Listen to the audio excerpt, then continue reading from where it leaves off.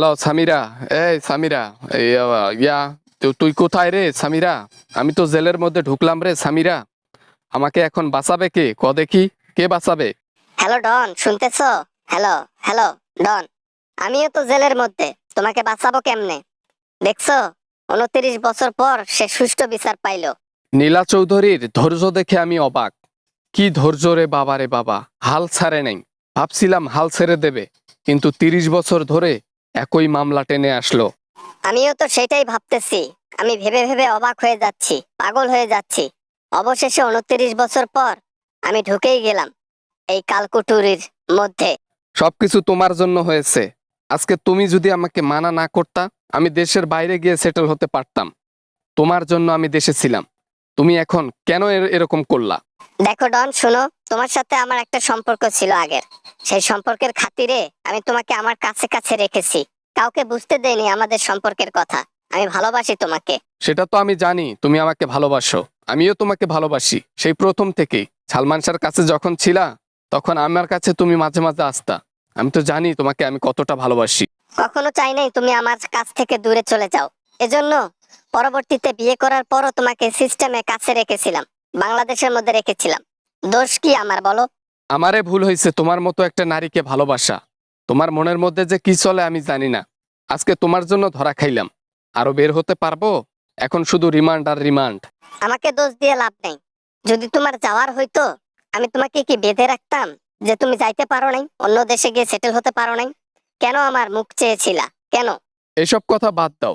এখন যে জেলের মধ্যে ঢুকলাম, তুমিও জেলের মধ্যে আমিও জেলের মধ্যে, এখন আমাদেরকে বের করবে কে? অপশন আছে কোনো? হ্যাঁ, এই মামলা থেকে খারিজ হব না কখনো। এত সুন্দর চেহারাটা আমার মশা খাবে। এত সুন্দর চেহারাটা আমার নষ্ট হয়ে যাবে জেলের মধ্যে।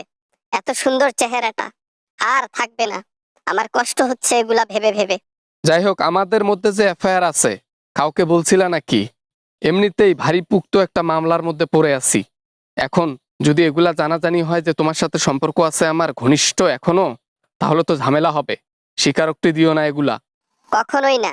আমার মুখ থেকে তোমার কথা কখনোই বের হবে না সোনা পাখি। আমি তোমাকে অনেক ভালোবাসি, তোমাকে অনেক ভালোবাসি। তাই তো তৃতীয় বিয়ে করার পরও তোমাকে রেখেছি।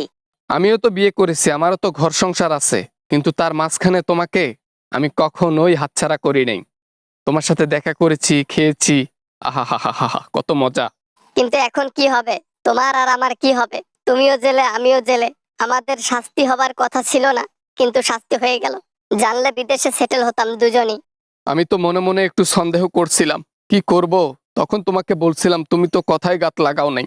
বলছিলা ধুর, 30 বছর আগের মামলা এগুলা আরো চলে, এগুলা বলে রাখছিলা।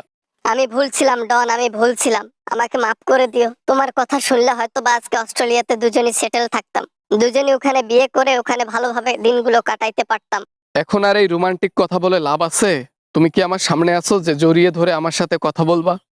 সামনে থাকলে না জড়িয়ে ধরে আদর করে কথা বলতাম। এখন আর এগুলা বলে লাভ নাই।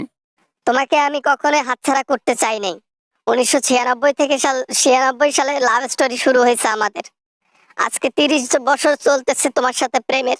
আরে ভাই, এগুলা বলিস না, এগুলা বলিস না। এগুলা কথা লিক হয়ে গেলে আরো ঝামেলা হবে আমাদের। এমনিতেই ঝামেলার মধ্যে আছি।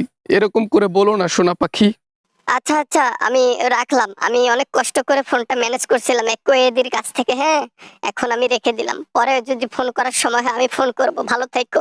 আচ্ছা আচ্ছা, তুমিও ভালো থাইকো। হ্যাঁ, আর রিমান্ডে কিন্তু তোমাকে উট পাখির ডিম দেবে, একটু সহ্য করে নিও। হ্যাঁ, অবশ্য তুমি পারবা, তোমার ভাতার অনেকগুলো ছিল, সমস্যা নেই, পারবা।